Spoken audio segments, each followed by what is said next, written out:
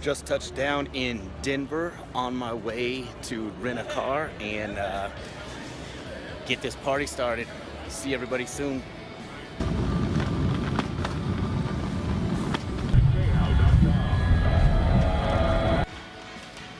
Four hours later, and I'm rolling in. Here we are. Jody, where are we going? We're going to Pete Vargas's Adventure Reach Academy. Sorry, he changed the name. And we're in, where are we, Colorado Springs? Yeah, and it's cold as AF. Yes, it is. And Jim and I had planes, trains, and automobiles to get here. What'd you get in, 1 o'clock last night? Yeah, 1. Yeah, so thank you. We're excited to bring this to you guys. Better be worth it, Jody. Better be worth it. Look at my eyes. My eyes are still sleepy. So I made it. Here we are. Special. Check it out.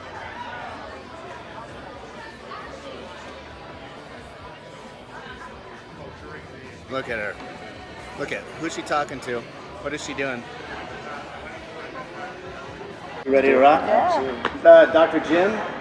Jody Baudak, and We are here with Dr. Zaino. Oh man, this has been. I'm so excited to do this. You know that I had to fly in here I know you flew in last special. minute for you, That's commitment. and the trip was entertaining to say the least. It was planes were delayed, canceled.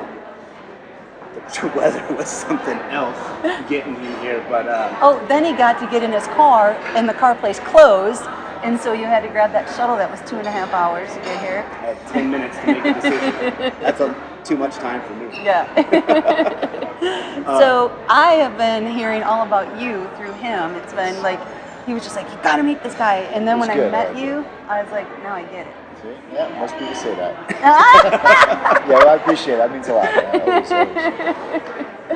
Always. So we know what you've done. Yes. I want to hear right now, because I've just gotten clips, like in very short clips on about this Be the Hero campaign, and I know that you're going around and promoting this. What is this, and where did this start? This phase 3 I'm hearing about. Well, this Act 3 probably started, I would definitely say, looking back now, the last 3 years, probably 8 years into my practice. This is my 12th year. About 8 years into practice, you're the top in your profession, right? That's what I was known for, adjusting. You're peaking. You're the top in the industry. The money's there, the car's there, the house is there. You got it all. The beautiful kids, beautiful family. But I was starting to get numb, and I thought my heart was getting calloused because of the interaction with all these people, right? Seeing thousands of patients and good stuff, bad stuff. I was like, I literally started to accept, well, hey, I guess 10 years into practice, I guess the calloused stone heart is a byproduct of that. But I didn't realize there was some form of depression starting to set in. But I didn't know what it was, and because why should I be depressed? And this got worse and worse. Now I started becoming disengaged with my patients, disengaged at work, and disengaged at home. Then I'm like, it's time to semi-retire. So I hired some docs to come in, they're doing good, and I just was finding myself wanting to be out of the office more. Not to do anything, but just to not do anything. And I'm just getting more and more disengaged, and then it never went away. And I'm trying to fulfill it with material things. That's not working. I don't want to even be around the kids sometimes. So it was good. No, but here's the thing: it's a conversation. I didn't know who to have it with. I couldn't talk to my wife about it because this was the conversation. Who am I going to talk to say, listen, this is my life, which is a checklist. I knocked off every checklist of life, and I'm still depressed, burnout, and I feel like there's a pain inside. And I felt if I told anybody that, they would say, dude, you're blessed, get over it, you made it, you should be happy. And I didn't want to be considered ungrateful. And I was like, am I ungrateful? And I knew I wasn't ungrateful, but there was just something here. And we went on a sabbatical for 3 weeks in Park City. I came back, both my doctors quit. So now I had to take the practice over 110%. What I mean 110% is, I wasn't doing new patients or x-rays. I had to do all that again, and I felt I was being punished because I was like finally getting out, and now I'm like yanked back in. And then I'm like, okay, so then I had to get back into full Chiro mode, so to speak. So I was waking up early, getting my head straight, thinking, but I kept on asking this question, why? Because my little boy, Titus, he's 4, he just asks that question all the time. Why? So I'm asking why, because I don't know this feeling. And then one day, why am I doing this? I thought my purpose was to help people. And yes, but why? So they can live their optimal potential of life. Yes, why? So they can leave a legacy. Yes. So it was very unselfish purpose reasons, right? And then it was just not getting them fun. I was just so upset one day.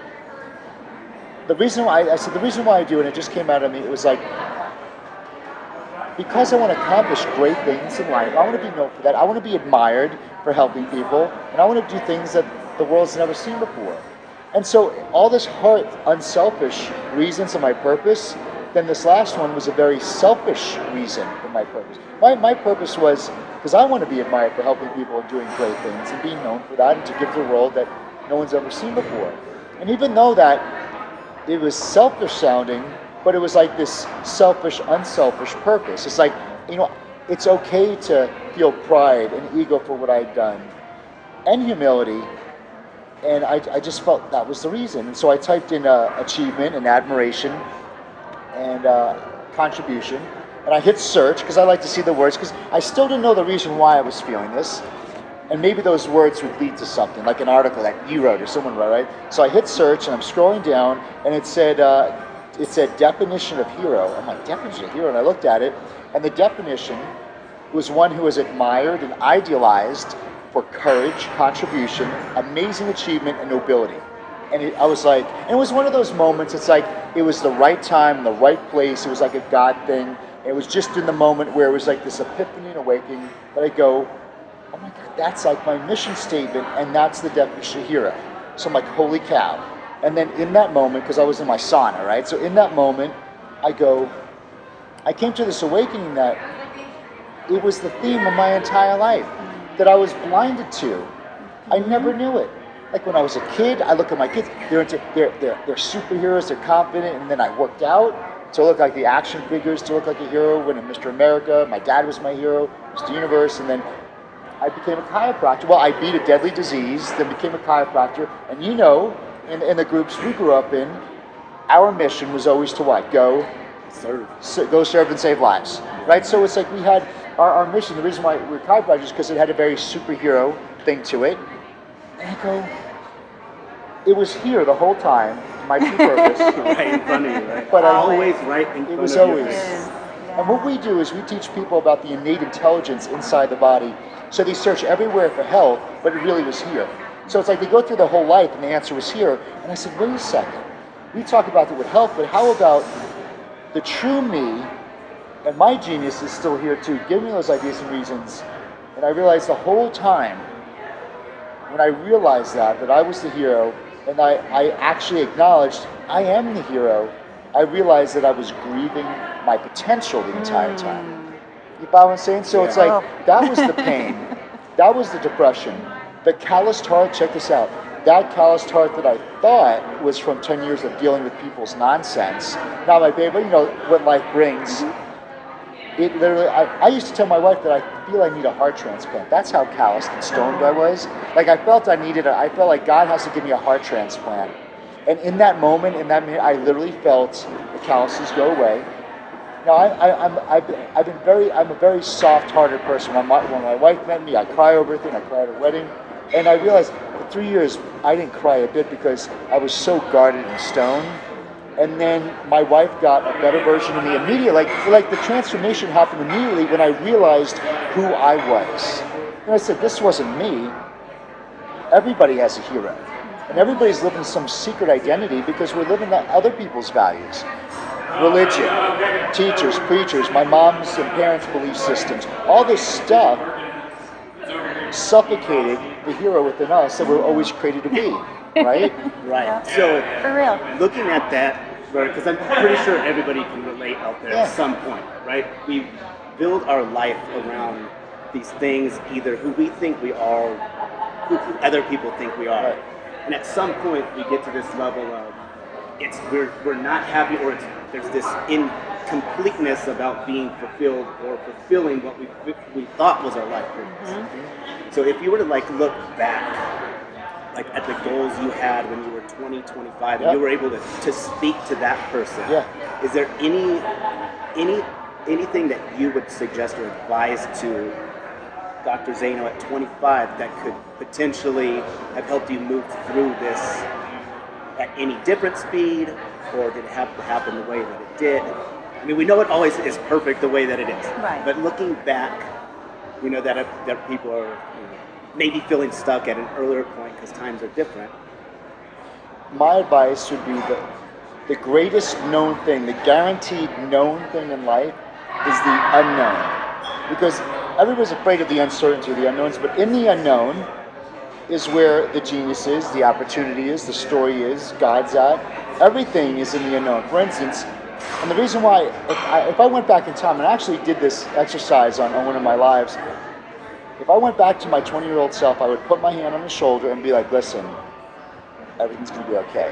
Because the thing is, you're about to get a life-threatening terminal illness. I wouldn't even tell him this. I'm like, just trust the unknown. That's all I can say, because if I didn't get sick, if Life University didn't lose their accreditation, I never would have went to Dallas where I met my wife. Like, you see, so why would I tell my former self to avoid the things that made me who I was? Right. Because in the micro, that stuff is horrible, man. Right? When you go through stuff in the micro, it's painful. You get mad at God. Why? But then in the macro, when you look back, there was perfection in it. And when you could see the perfection, when I could actually talk to people and laugh about the disease process I had, because I'm totally healed of it, but it never victimized me, because I saw it played such a beautiful, wonderful role in my life to shift me to go into Cairo, that led me through this path, and then that to get me to the point where I am now. Like, none of this would have happened if I didn't have these moments of decision, and that I could see where it's so good that we don't know the future. Yeah.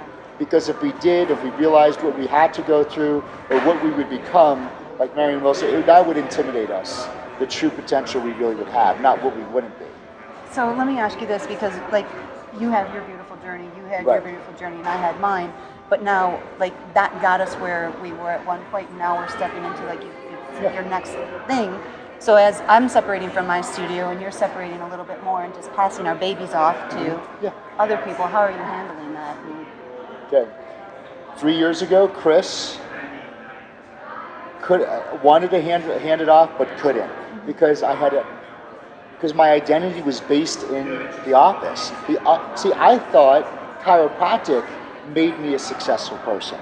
My profession. So when you think what you did or what you do defines you, then for me to, reach this potential, speak to other people outside of a profession, help the world in a different way, for me to hit that dream that I had meant stepping out of my lane, stepping out of that thing that gave me my identity. So I felt if I step out, I just lost my identity. And so when you feel you're losing something, what do? I shrunk, I mourned, and I stayed in my lane. Because because that identified me. But when I realized that chiropractic didn't make me successful, I was a successful person, right? That brought into chiropractic. So now I realize, wait a second, my value comes not from what I do, but for who I am as a human being. So now I'm the successful person that brings me, my wholeness, into my marriage, into being a dad, into being in the office. So wherever I go, that thing doesn't determine whether I'm valuable or not. I'm a valuable person, right? And I bring that to the relationships, to the talk. So once you had that switch, but let me take it one step further. The reason why I couldn't get there is because I was raised in such a dogma that, well, two things actually. I had a real big problem accepting appreciation from my peers, love from people, and admiration from people. Thank you so much for helping me. No, it was God, it wasn't me. And it's just like, I never allowed the thank you to be received. And the reason why I did is because I was raised, and we were raised in certain groups where it was always about serving. Anything, any dogma that brought me towards pride or ego or anything that looked like that, I felt we were told you were anti-God, you were a sinner, or you were a bad person. So I swung the pendulum here not to false humility. So I didn't accept the grace, the thanks, the love. I devalued myself as a person. It was very invalidating. I lowered my self-worth, and I just took away any value for who I was as a human being. And so, of course, I had a dysfunctional relationship with my office, because this office I was serving, so it was tough for me to be able to give that off, because if I gave it off, it meant that I was letting people down. And so I was in this whole thing. I'm grieving my potential. I have this false humility. And then when I flipped it around and said, listen, I am a valuable person, and it is okay to have pride, ego, and humility. We can have all that, because pride, because I was told it was bad, but then I just look at the definition. It's one who has pleasure and satisfaction in their achievements, in the achievements of those that they're closely related to, like your friends or family, and qualities you'll be given that you're proud of or have satisfaction over, or stuff you have that people admire. Like, there's no sin in that. Like, it's okay to be like, hey, I have good skills, you're proud of what you do. There's no sin in that. And then ego was one's sense of self-esteem and self-importance. So it's like, this country, this world is not suffering from over self-esteem. It's like, no one has self-esteem. You know, they're so down on themselves, right? So it's like, when you put them together, how can I be a hero if I don't find pleasure and satisfaction in what I do, if I don't have the satisfaction in seeing the people around me do well, and if I don't see that my message is important, and I don't have the confidence to go out there and serve it to the world, I could never be the hero. So a hero has pride, it has ego, but it also has humility, because the hero, every hero has a weakness, right? They all do. That makes them a hero. So in the weakness comes the humility, in the weakness comes the courage. Right. And that's why when I started doing the message, and that was my real big rattling the cage message, is that you need pride, you need ego, and people freak out. But when I say read the definition, they're like, but deep down they freak out because that's what we were taught, but deep on the inside, your spirit is like, yeah, I would like to feel proud of what I do, but I'm told I can't. Because people shrink, because they shrink down because they don't want to expose the insecurity of others. Yeah. So I think you're absolutely right. I bet there's a lot of people out there right now that are, and especially, you know, your fans, people that look up to you. You know, for those people out there right now that are like looking to get started with the experience that you have, if you had this, like, you lost everything right now, and you had to start over tonight, tomorrow, you know, what would be those first three things that you, from your experience, would you like encourage them to, you know, just start doing right now? These are the first three things that I would do immediately. First thing you do is you got to embrace the hero mindset. That, you know, it's not the circumstances, that everybody was created with the genes. The hero has been with you since conception. You all have seeds of greatness. And let's go back to this. Let's look at a kid. You know, do you have kids? No. Do you have kids? Okay, so I'll just explain my kids. When you look at a kid, they have what? Loaded with energy, high self-esteem, because insecurity is educated. It's learned, right? So they're secure, they're compassionate, they're playful, they have huge imaginations, super creative, they're relentless, they don't stop. Listen, they live in vertical time, right? You know, vertical. So what vertical time means is vertical time is this, it's not this. We live in horizontal time, past, present, future. Kids are all about now, you know? And then here's the thing, they're closers. My kids have sold me 100% of the time. They never lost a close. And when we look at that, and I'm like, look at all those qualities. And I'm like, people are spending thousands of dollars to learn these qualities. But I'm like, well, wait a second, my kids never went to a seminar. And I realized, holy cow, I go, that's always been in us. We've all had that when we were kids. So I'm like, what happened to them and me at 40? I forgot. So life makes us forget, so you go to teachers, preachers, you know, all this stuff. You go to school, all that stuff, and it just, school, you know, the side promotes, educates, rewards, and medicates mediocrity. So it takes that. The kid can't speak up in school. Your idea sucks. Insecurity. You look different. So they start to build this secret identity. So number one, embrace the hero mindset. Pride, ego, and humility. 2, maximize your superpowers. remember your gifts and talents. I used to say discover, but it's not about, you don't need anything more. Like, you don't need this to become better. Like, don't discover it, remember it. So what's your unique gifts and talents? And that's the thing we were talking about. What do you do that you get to sleep? What do you do that you have more energy at the end of it than when you started it? If I gave you $50 million right now, in 6 months after you went around the world, what would you do for free? What do people talk to you a lot about and always ask you advice on? What is that thing you love that's oxygen to you? That's your gift and talent. So you need to maximize that superpower. And then the third thing is now choose your, every hero has a vehicle, right? Batman has a Batmobile. What is your vehicle now to get it to the world? So vehicle number one, is it video? So mine is video. Video, it could be video, lives like this, podcast, webinars, TV, speaking one-to-one and one-to-many, audio, that could be podcast, radio, and then writing. Are you a writer, a blogger, something like that? So each person has their thing. If you were to do it, I like to write, I like to do video. Whatever it is, now find that vehicle and now deliver your message to the world. So for me, and then the thing now, the fourth thing we'll add a fourth one, is you start doing it now. And you do bonus. Yeah, here's the bonus. Over-serving, yes. Because the thing is, when someone's like, yes, this is what I'm prideful about. I don't like to say passionate, because if you look at that definition, it's like unbridled emotion. So this is what I have pride in. This is my vehicle. I like to write. So now what? So I said you start writing every day, and so post it out every day. Well, what people are going to think? Who cares what they think? Like, you writing brings you a sense of enjoyment and fulfillment. Right. So this is what happened. So I'm in practice, feeling that I'm being punished every day, and I would go home and I have a tripod with my camera in front of my movie theater room, and I just started doing these 5-minute fuels. I call them 5-minute fuels. This no one's ever saw them yet, but it was basically like this. If anything happened to me, Jim Rohn said that leave your library, your journals, and pictures to your loved ones. So I was like, well, instead of books in my library, I'll just shoot videos and segments on everything I've learned, all the talks I did. If I could leave it to my kids and my grandkids, they'll have it forever. So I started doing these, what I call 5-minute fuels. And when I was doing them, I'd look up, 2 hours went by. And I was exhausted coming home, and then 2 hours later, I was sweating, and I had so much energy, because I realized, well, wait a second. Getting more energy didn't mean sleeping more. Getting more energy meant doing what I was really created and called to do. So that's why if your thing is writing or blogging or video, go to your 9 to 5, do it 1 hour a day, and you will have unlimited superhero energy. And I went up doing 300 videos, over 6 weeks of those things, and I realized, and that's when I started realizing that third factor: find your vehicle and start doing it daily.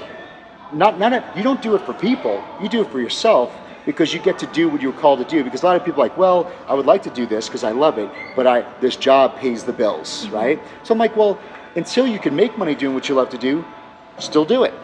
So, and then an opportunity, an unknown will happen that you can do it and make a living. And so that's why, whatever your vehicle is, start writing every day, start doing a video, do a live, Facebook Live, do this, what we're doing every day.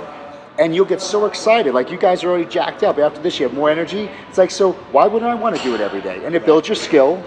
Look at your first episode. Right? So that's all I have to tell you. And then that's how you get better, and that's how you become an expert. Charisse showed this much of our first episode. It was funny. And I love what you said about your calling, because a lot of times we go into complacement, and this is how I know how to make money and do other things, but this is our calling, is to reach you guys in the masses, because we've created beautiful things in our space, in our cities, in our towns, but to be able to reach you guys globally, I mean, that freaking rocks. And if we can change your life, and then you can change somebody's life, and I'm gonna start crying, because it's just gonna keep going and going. And so why do you get emotional over that? Because my heart just cracks open. It just, right. Yeah. So why wouldn't you want to stay there all the time? Yeah. Because your heart's not cracking open. And it's just that our heart's cracking open. It's like, no, your hero's coming out. You find what I'm saying? So, but that's the true you. And there's cracking. There should be no cracking. Yeah, because I shut it down for so long. There should be nothing to crack open. Yeah. A kid is like this. There's nothing to crack, because it's like there's no shell. And life, the secret identity is the shell. Yeah. Yeah. And so the fact that you could do something that just cracks it, and you add it to your life, there's no depression in that, right? You're not depressed, you're happy. Just think, that's why it's like a solution to the world. It's like, there's no depression, there's no lack. you're present in that moment. You're not thinking about the future. You're not thinking about the past. You're in present time. You're exactly pure expression of your hero. You know, one of my clients, she said, ever since we started doing this, she goes, you light up on film days, like light up. And I'm like, I know. And that's, it's so important to do that on a daily basis too, because I think a lot of us, we get caught up in that grind. And we forget to do something to express ourselves. So a great homework assignment, what I'd love to hear from everybody is, what is that daily that you can start doing right now at this moment when you're done watching this, that lets that hero out, that lets that child out and shine, that you can feel good and accomplish, before you go to bed tonight. Whatever that is, and set that in place for the next 30 days, to just fully express yourself in whatever mode that is, because you never know who it's going to impact, how it's going to impact them, and what the result's going to be, not only in their life, but on your life once you feel free to share that with everybody. Yeah. What's your homework for people? My homework for people is just that. What is that thing you would love to do if you could? Because everybody's they're making a living, so someday they could start doing this. Take the time factor out. Well, someday, that's the 8th day of the week. It's never going to happen. Once I hit this level, I'll do this then. You're not guaranteed then. So take the time variable out and do it now. I want to spend more time with my kids. Start doing it now. I want to be a writer right now. I want to do videos now. I want to serve the homeless, serve them now. Like there's no time. Like remove the time equation. And then if you are writing, doing video, or like you guys are doing, and I know you guys felt this because when I started doing things daily, because I'm a type A driver and I always want to be better than the last time, right? So we always want to be better. And the thing is, I started getting anxiety saying, well, last show was great. Right? How am I going to beat that? Right. Yes. What a wonderful lesson this teaches, because then you're able to just say, you know what, I surrender to whether I think it was a great show or not. Being done, getting it done is better than being perfect, and giving yourself the grace that say, listen, not every show is going to be a home run. And then I started noticing, like, maybe I didn't think it was a good one, but that's when I get the email or the comment saying, this is exactly what I need to hear today. So for someone else, your single might be their home run. So just going in with giving yourself grace and mercy, saying, listen, the fact that I'm doing it daily, I'm being consistent, that some days will be better than others, but that's just the way it is. And not because I know a lot of times people procrastinate because they're worried about, what am I going to think about this show? Yeah. Like today's my 100th Facebook Live in a row. And we're going to do a little stuff. So what are we going to talk about today? I got to the point where I'm going to allow life to dictate that stuff. So maybe something we talked about today will be like, there's my topic. So I really surrender to not controlling life, but allow it to take me through that magic carpet ride, which is the unknown, which makes it so much fun. And it really is healing a part of my life, was trying to constrict and control everything. And that's not necessarily the way things work. Right. First, I want to give a shout out to your wife. Yeah, Whitney. Amazing. My CEO. Oh, last night he was like, I want to introduce you to. I think an hour later we were done talking, and she was amazing, absolutely amazing. And that's just it. Like, she's your cheerleader and she's your CEO. And and her and I, and this is the reason I'm bringing this up, is I have beautiful relationships with men, and so I get to sit here with you guys and beautiful men too. Beautiful men, yes, with their muscles. My muscles are bigger. But that's what we were talking about too, was like having that balance of someone who supports you but is allowing you to be wholly you, because that's not her thing, is to be out in front of you. Like, you're in the camera and she's back here doing her thing. And I think that's beautiful, to find somebody in your life and then honor them and love them and let them shine in their greatness and let you shine in your greatness. And if they want to get it, and if they're just a little bit, if they're maybe a couple months behind you of getting to that camera point, because Whitney, since I've been doing this hero thing, it was him. Yeah, right. So we've been doing this hero thing, and now Whitney is getting this hero concept, but she's joining it with women. Yeah. And it's way more. I sit there and be like, babe, that is way more powerful than anything I'm saying. Yeah. Because just to go back to, and I was like, in the beginning, the first story of life that we're taught, in the beginning, women didn't get a good rap. It sucked. So I'm like, holy cow, because I'm not a woman. But I'm like, you know what? Just think of the subconscious, discrimination for a woman to be like, I do feel beautiful. Just to be able to, for a woman to have the confidence and the hero that she should have, say, I am gorgeous, I am beautiful, and not have all these other things that men don't even realize, that are happening. So, and then to have that hero with that female, not feminist, but empowerment. Like, Right. You are beautiful, and it's okay not to. You don't have to martyr yourself for your family. And I'm the last one to eat. I'm the mom. I got to take care of the kids. And I was like, no, you could be a powerful woman, and you don't have to. You could be selfishly unselfish. And I was like, what? So watch what happens. I actually think that this whole hero thing that I'm doing to get started is actually to catapult Whitney to something insane. You guys, Oh, that's awesome. pay attention when she Yeah. talks. I mean, like, we were just like, doo all night. She's powerful. She is. But she's getting that too. See, Yeah. because I was doing personal development earlier, so I'm just a couple years ahead of like, well, wait a second. I started questioning a lot of things, and the questions open up things. And now she's getting there, and I could see she's blossoming and really coming into her own. But we're always still developing. Right. But she's right there. And if one thing I'm like, and that's it. Like if you do have that partner that's helping you, that's the thing. If they're helping you, don't leave them to just being the helper. When you see genius in them, or you see their genius coming out, you're just as responsible to do the same. Yes. I think, absolutely. Yeah. And so Because important then you could that, strangle them. Like say, no, you're just this role. Yeah, just let them fly. So I remember when we sat down with Lisa Nichols at at that church event. Mm-hmm. Remember she was saying you show up with your passion, and even if you're showing up at 10% with whatever that is that you love, that's somebody else's 100 when they're not even acting. So it's like just by you doing what you're doing, now may propel Whitney into something that she is now recognizing within herself. So like that's just part of that exercise, because you share that with your friends, your loved ones. You never know what they're gonna be propelled into that may even lift you up even higher. Yeah. Oh, you nailed it. Here's another thing for you guys out there, because the end result, you don't have to have your thing perfect before you start. So the thing which you was just saying, which is great, is right now, I started this hero thing as I'm figuring out my hero at the same time. So I say you're all in the journey with me. And so not only you see this I hired a camera crew to follow me and document the journey. So it's not a show that we thought of. We're documenting the journey. Whitney is seeing my change. She's involved with it. So we're just getting there too, just to leave a blueprint to give everybody else permission to do the same. So it's not like we're like, oh, we got this and now we're going to teach our process. It's like, I'm going through it, just jump on the train with me and let's do it together in your own way. So I really think that shows the transparency, and that it's okay not to know what 2 months from now is going to bring. I don't know. Like, just give and let the unknowns and the things happen, and just really surrender to the ride. But as long as you're doing you, there's no loss. Like, yeah, I'm not making money from this, but well, I'll tell you right now, the money wasn't making me happy anyway. So I might as well do something that makes me happy. Right. But I know in the long game, it'll bring me more fulfillment and more,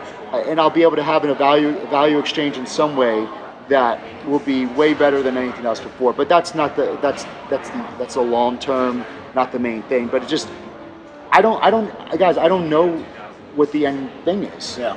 And that's okay. So a lot of people don't start because like, well, what's that going to look like? It doesn't matter. Yeah. Just because then they don't do. And that's why I talked last night about being a potentialist, right? So don't be a hero is not a perfectionist, they're a potentialist. And a potentialist is someone who does the best they can with what they got in the moment they got it. And so adjusting, so we adjust, right? We're chiropractors. So like you said, if I have one arm behind my back and I only can adjust with one hand, I'm at 50%. But if I do the best I can with what I've got in the moment I have it, my 50 is 100, right? Yep. So the circumstance doesn't dictate what I do today. All I have to ask myself is, am I doing the best I can with what I got in the circumstance? Because everybody out there, we're all in different circumstances right now, and all you could ask of yourself is, all I could do is the best I can, and 50% of you, if that's the best you could give today, that's 100%. Right. Just show up. Showing up's half the battle. Oh, it's G.I. Joe.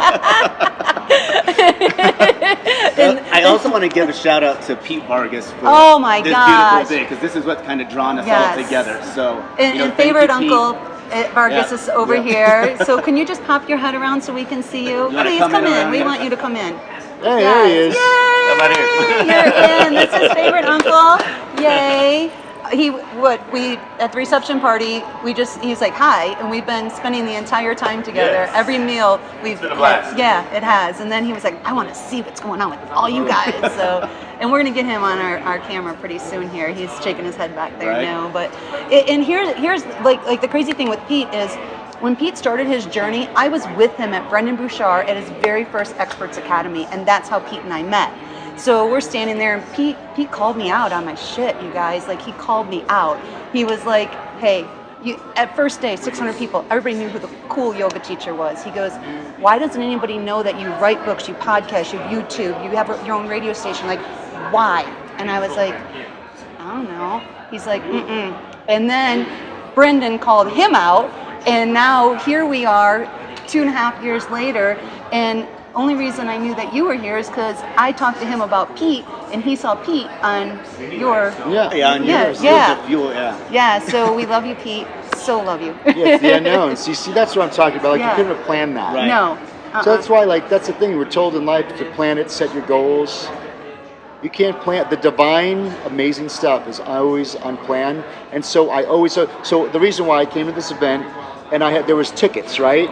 The basic ticket, this, and there was that VIP one that had a speak off, and that made me scared. It just gave me this visceral response, and when I feel that, that's my secret identity, is trying to stay comfortable, and I'm like, babe, pay that one. Because then it makes me rise up. Yeah. And it makes me shut down that secret identity, because I know that if I don't stretch and reach, then I'll never become who I was created to be. So that's another thing. Don't be afraid, because I know it'll create unknowns.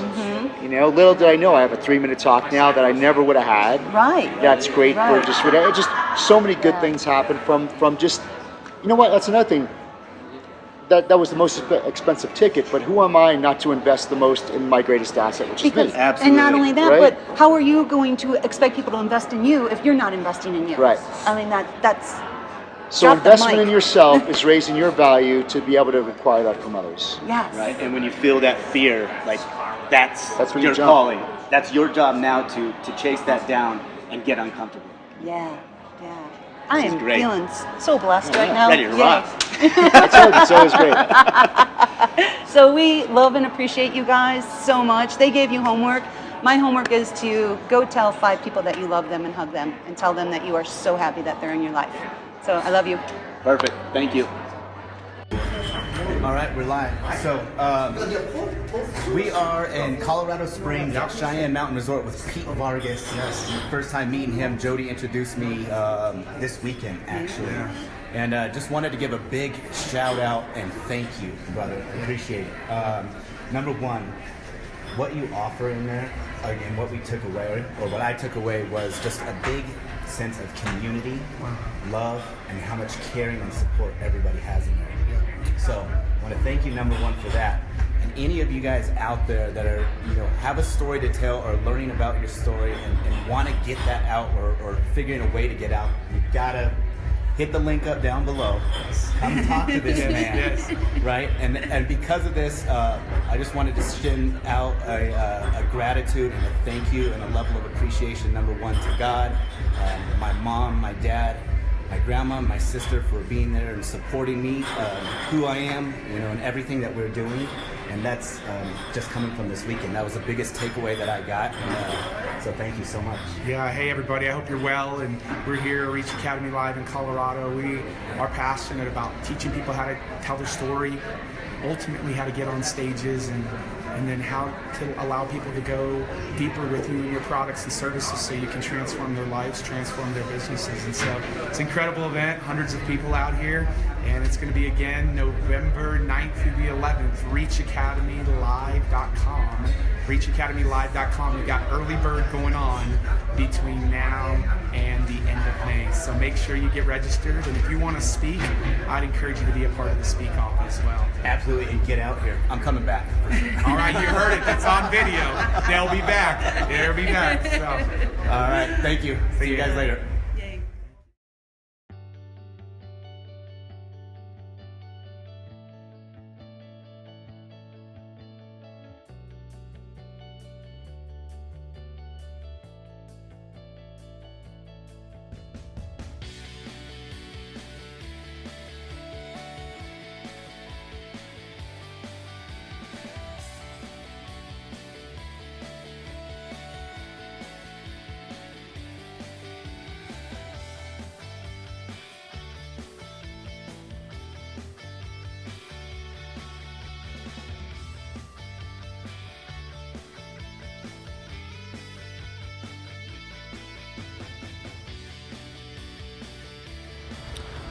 when in Rome, why wouldn't you wake up at 5:30 and get a workout with Chris Zaino